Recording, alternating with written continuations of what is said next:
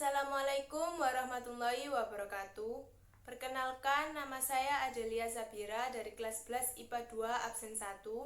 Di sini saya akan membacakan naskah monolog yang berjudul Nasib Sial Seorang Badut karya Agus Noor. Musik riang mengawali pertunjukan. Musik pengiring atraksi badut atau musik sirkus.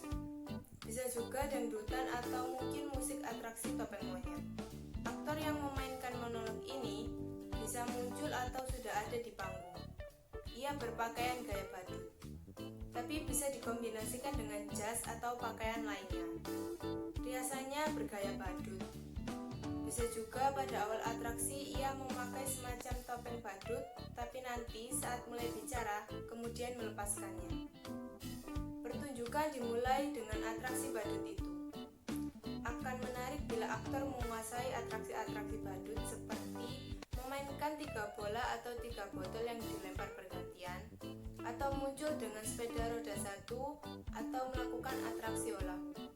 Sementara musik membangun suasana riang. Badut itu melakukan atraksi-atraksi kocaknya, gerakan-gerakan yang dimasukkan untuk mengundang tawa, gerakan-gerakan slapstick atau lainnya yang kadang konyol. Mungkin gerakan itu tidak mengundang tawa, tapi memunculkan ironi. Sampai badut itu menyadari kalau atraksinya tidak menarik perhatian. Ia terdiam. Musik berhenti. Wajah badut itu makin terlihat kusut. Tak ada yang lebih sial dari seorang yang ingin melucu, tapi sama sekali tak lucu. Jangankan orang lain tertawa, saya sendiri tak tertawa oleh lelucon saya. Duduk terpengkur seakan menyesali nasibnya. Mungkin kalian menyangka menjadi badut adalah pekerjaan paling gampang. Tinggal bertingkah kocak dan orang akan tertawa. Bila kalian menjadi saya, kalian akan mengerti, tak gampang membuat orang tertawa. Apalagi ketika kamu sedang tidak ingin tertawa. Lagi pula, di zaman ketika orang-orang gampang tersinggung dan marah, membuat lelucon tidaklah semudah yang kalian bayangkan. Bisa-bisa karena lelucon, kamu bisa dipidanakan, dianggap menghina dan mencemarkan nama baik. Kawan baik saya, seorang pelawak, dipenjara hanya karena membawa lelucon yang kemudian dianggap menghina.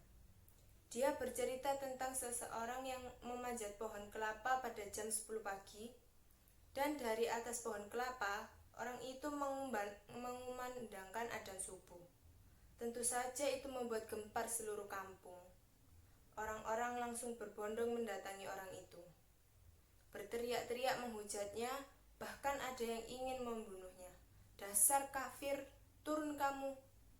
Begitu orang-orang kampung berteriak marah. Berani-beraninya kamu melakukan penghinaan.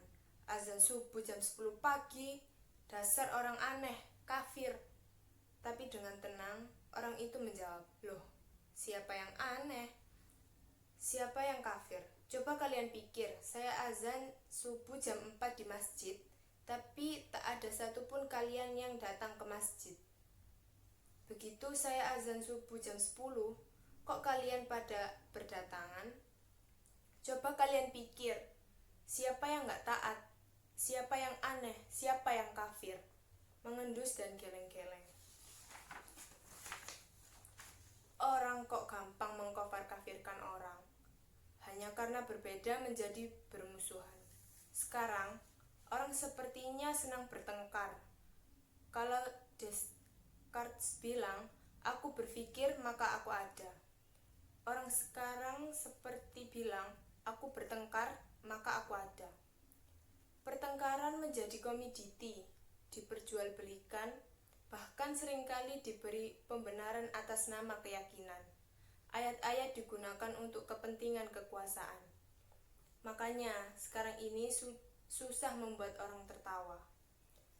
Saya menjadi badut meneruskan ayah saya. Dulu ayah saya juga seorang badut. Karena bapak saya badut, saya pun jadi badut. Sekarang kan sedang ngetren, anak meneruskan orang tuanya. Kalau bapaknya presiden, ya anaknya pingin jadi presiden. Enggak deng, anaknya nyalon jadi gubernur. Bahkan wali kota. Ah, sudah jangan ngomong ngelantur, nanti saya malah ditangkap. Dulu, kata bapak saya, jadi badut itu lumayan enak, penghasilannya lumayan. Bapak saya sering diundang karena orang-orang butuh hiburan. Badut dan pelawak dianggap masih lucu. Lah, kalau sekarang pelawak saja kalah lucu kok sama politikus. Terdiam sesaat. Musik membangun suasana. Badut itu mendadak terhenyak, menatap ke suatu arah. Seakan ada yang mendadak muncul. Badut itu merapikan diri, agak gugup, lalu mendekati. Hai. Aduh, aku gak nyangka kamu datang. Silahkan, maaf berantakan. Duduklah, mau minum apa? Atau mau makan apa? Kamu gak haus, gak lapar? Syukurlah, kebetulan saya tak punya apa-apa, tapi bisa pesen GoFood kok. Tapi kamu yang bayar ya. Lalu berbicara kepada penonton. Yang datang pacar saya loh. Jangan tersenyum mengejek begitu. Badut kayak saya juga manusia, bisa falling in love dan punya pacar. Lihat itu, ganteng gak pacar saya? Namanya Rasya. Lengkapnya rasakan itu. Lalu kembali mendekat ke arah di mana duduk pacarnya. Terima kasih kamu mau menemui saya. Saya kira kamu sudah melupakan saya. Terima kasih kalau kamu terus ingat saya. Kamu pasti kangen ya? Saya juga, rindu itu berat. Kamu gak akan kuat, biar aku saja. Bergaya malu-malu duduk di kursi panjang itu seakan pacarnya ada di sampingnya. Dan sambil berbicara, ia pelan-pelan bergeser mendekati pacarnya itu. Aku kira kamu sudah gak mau sama saya. Katanya kamu punya pacar baru. Lebih tampan, lebih kaya. Tapi percayalah, apapun yang terjadi aku tetap cinta kamu. Sumpah I love you, I miss you. Boleh aku peluk kamu? Boleh aku cium kamu? Dengan gaya malu-malu, ia terus mendekati pacarnya. Hingga tanpa sadar, ia sudah ada di ujung kursi panjang itu. Dan akhirnya terjatuh tergelimpang dari kursi. Ia menjadi tersadar, celingukan, melihat sekeliling. Rasya. Tak ada siapa-siapa, tak ada yang datang. Badut itu langsung murung. Ternyata hanya khayalan saja, gak ada pacar. Saya badut jomblo. Coba kalian bayangkan, betapa sialnya saya. Sudah jadi badut, jomblo pula. Nasib benar-benar ambyar. Percayalah, jadi badut itu berat. Kamu gak akan kuat, biar saya saja. Musik membangun suasana antara romantis dan sedih. Badut itu mendatangi wajahnya di cermin, kemudian menangis terisak. Kadang di antara isak tangisnya ia terlihat terkekeh pedih. Sembari nahan isak tangisnya, pelan-pelan badut itu mengganti pakaiannya. Atau secara teknik ia membuka pakaiannya dan di dalamnya ia sudah memakai pakaian yang lebih rapi. Kini badut itu sudah memakai pakaian yang lebih necis, seperti telah berubah menjadi orang penting. Ia bergaya dengan pakaian barunya itu dengan gerakan yang tetap serupa badut. Kenapa kalian menatap saya seperti itu? Apa ada yang aneh dengan saya? Sudah saya katakan, saya ini orang yang sial, tapi nasib memang aneh. Nasib selalu punya kejutan-kejutan yang tidak pernah saya duga. Kalian lihat penampilan saya begitu keren dan berlende. Kini saya berpakaian bagus, tapi sebenarnya saya tetaplah seorang badut. Sama sekali tak pernah memimpikan ini. Tapi barangkali inilah takdir saya. Suatu hari saya diminta untuk mengisi hiburan pada kampanye partai. Menurut saya, penampilan saya biasa-biasa saja, sama sekali tak lucu. Tapi entah kenapa, semua yang hadir tertawa terpingkal-pingkal. Saya hanya menjetik-jetikkan jari seperti ini, tapi semua orang tertawa. Saya hanya menggoyang-goyangkan bokong saya, semua tertawa. Bahkan ketika saya hanya terdiam, semua orang makin tertawa terbahak. Mereka terhibur dengan penampilan saya yang begitu bodoh dan tolol. Sungguh saya tak pernah merasakan setolol saat itu. Lalu pimpinan partai itu mendatangi saya, menjabat saya, memuji-muji saya. Katanya saya adalah sosok yang karismatik.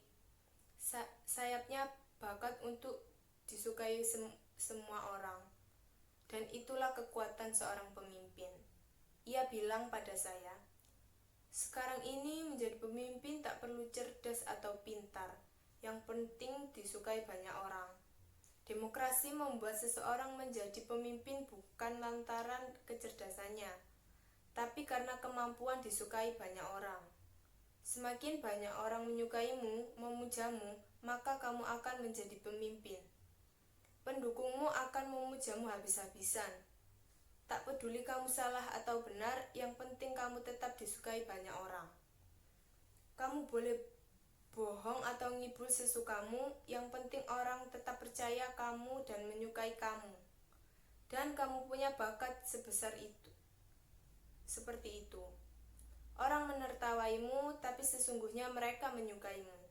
Orang seperti kamulah yang dibutuhkan partai. Saya kemudian mereka dandani menjadi necis seperti ini. Didaftarkan ikut pilkada, padahal saya nggak tahu apa itu pilkada. Saya nggak tahu beda pilkada dan pilkab. Tapi ada yang bilang, pilkab itu nggak boleh coba-coba buat anak. Kalau pilkada boleh coba-coba buat anak. Makanya banyak anak pejabat dan pemimpin yang coba-coba ikut pilkada. Saya benar-benar nggak tahu mengapa mereka menyuruh saya ikut pilkada, padahal ijazah pun saya tak punya. Tapi mereka bilang, tenang saja, ijazah bisa dipalsukan. Jangankan ijazah, kebenaran pun bisa dipalsukan. Dan betapa sialnya saya menang pilkada. Barangkali zaman memang sudah gila. Mereka memilih saya karena dianggap bisa menghibur mereka. Saya dianggap orang paling lucu yang bisa membuat hidup mereka bahagia. Ketika saya menjadi badut, saya tak pernah berhasil membuat orang tertawa. Tapi ketika jadi pemimpin, berkali-kali saya membuat orang tertawa. Itulah kenapa saya bilang betapa sialnya hidup saya. Tiba-tiba terdengar teriakan orang yang bersorai-sorai penuh pemujaan. Mereka berteriak-teriak mengeluh-eluhkan, hidup pemimpin kita, hidup pemimpin kita, panjang umur pemimpin kita, hidup pemimpin kita, hidup pemimpin kita.